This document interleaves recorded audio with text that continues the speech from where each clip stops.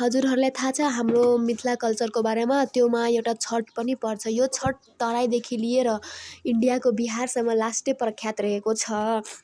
यही फेस्टिभलमा अनेक खानेकुरा, मिठो मिठो खानेकुराहरू पकाउँछ। त्योमध्ये एउटा यो खजुरिया पनि हो। यो खजुरिया मेरो आन्टीले पकाउनु भएको छ, तर यो लास्टै मिठो छ। त्यसैले म आज यसको रेसिपी भन्न गइरहेको छु।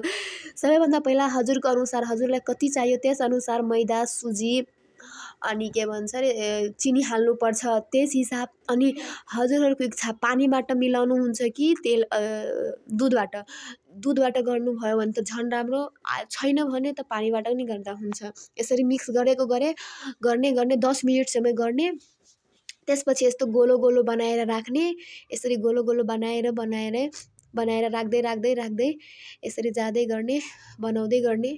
अनि हाम्रोतिर एउटा साँच हुन्छ, अनि त्यसमा थोपेपछि अनि राख्ने, अनि यसलाई लास्टमा तेलमा फ्राई गर्ने। यस्तो हेर न कति दामी सेप आइरहेछ, कति क्युट खजुरिया छ, हेर्नु न। यसरी पकाएर खाएपछि लास्टै मिठो हुन्छ।